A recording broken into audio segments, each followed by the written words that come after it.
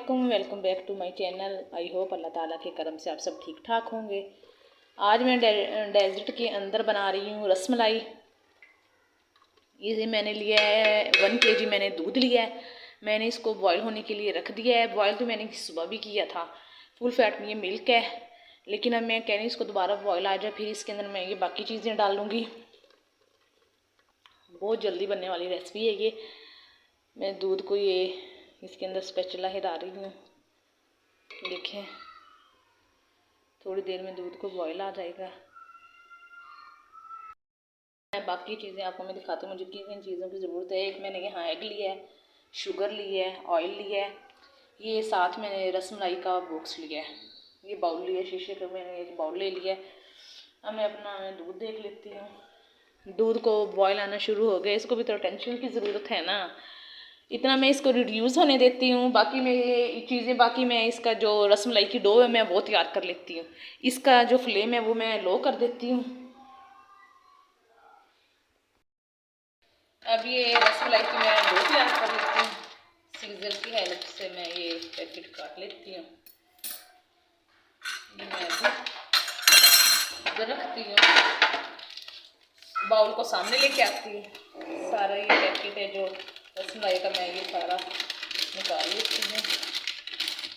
अभी सबसे पहले जो ये शुगर है मैं ये दूध के अंदर ऐड करने लगी हूँ। ये मैंने अभी फुल कप नहीं लिया, मैंने ये फुल कप से मैंने थोड़ा सा कम लिया है। ये मैं दूध के अंदर ऐड कर देती हूँ। मैं पहले अंडे को अच्छी तरह मैं ये बीट कर लूँगी। फोर्क की हेल्प से मैं इसको अच्छी तरह मैं बीट कर लेती हूँ।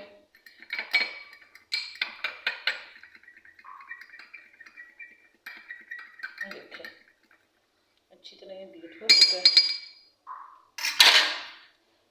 अब ये एग इसके अंदर सारा नहीं डालना, बहुत लो थोड़ा थोड़ा करके आपने थोड़ा करके डालना है आपने। देखें, अभी मैं ये बाकी मैं बचा लेती हूँ। अगर बाकी मुझे इसकी जब ज़रूरत होगी मैं तभी इसके अंदर डालूंगी।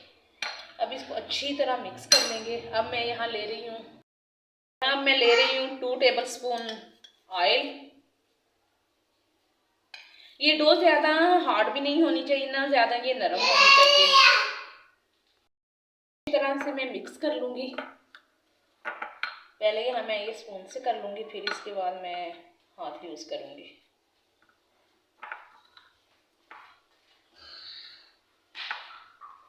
एग इस वजह से सारा नहीं डालते, बहुत बाज़ औक़ात ये होता है कि एग बड़ा होता है और जब सारा एग डाल देते हैं तो डो बहुत ज़्यादा ही नरम बन जाती है। ऐसे थोड़ा थोड़ा करके डालें ताकि इसके अंदर ये देखें माशाल्लाह से मेरी डो ये तैयार हो गई है।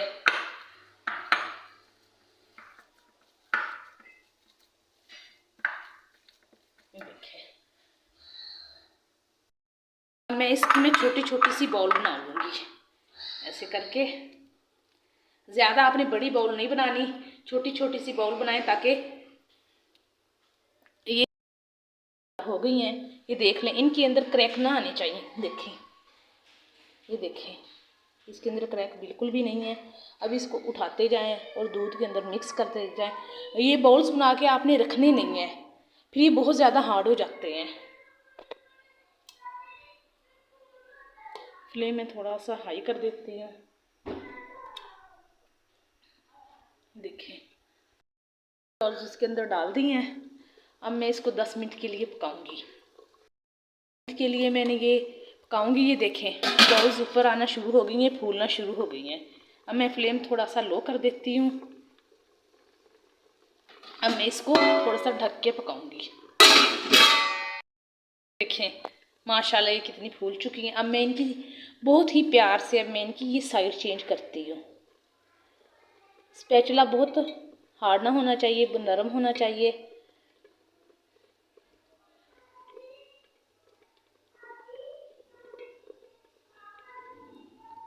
ये देखें मैंने सारी बॉल्स की मैंने साइड चेंज कर दी है।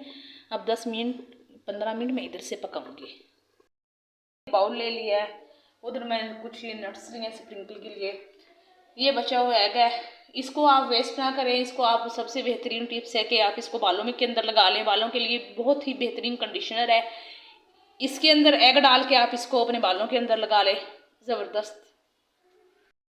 میری رس ملائی تیار ہو چکی ہے، اب میں اس کو یہ ڈش آؤٹ کرتی ہوں۔ پہلے میں یہ باؤلز آہستہ آہستہ توڑ کے اندر نکالتی ہوں۔ دیکھیں آپ کے سامنے میرا کوئی بھی باؤل نہیں ٹوٹا ہوا، دیکھیں ماشاء اللہ۔ دیکھیں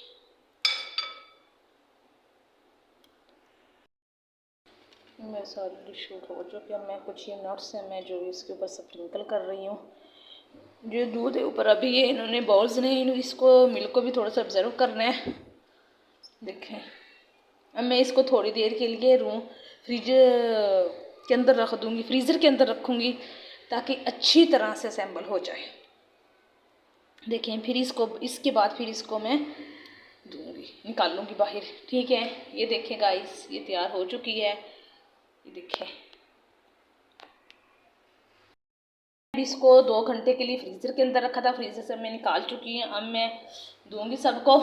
اگر ٹھیک ہے اب گائز اب اگر آپ لوگوں کو میری یہ ویڈیو اچھی لگے تو پلیز مجھے کمنٹس باکس میں ضرور بتائیے گا، اور آپ لوگوں نے گھر میں بھی ضرور ٹرائی کرنا ہے۔ جانے سے پہلے میری ایک ہی ریکویسٹ ہے کہ پلیز میرے چینل کو لائک کریں، شیئر کریں، سبسکرائب کریں، اپنے ریلیٹیو کو بھی میرے چینل کو شیئر کیا کریں، ٹھیک ہے۔ مجھے دعاؤں میں یاد رکھیے گا، اپنا خیال رکھیے گا۔ اللہ نگہبان۔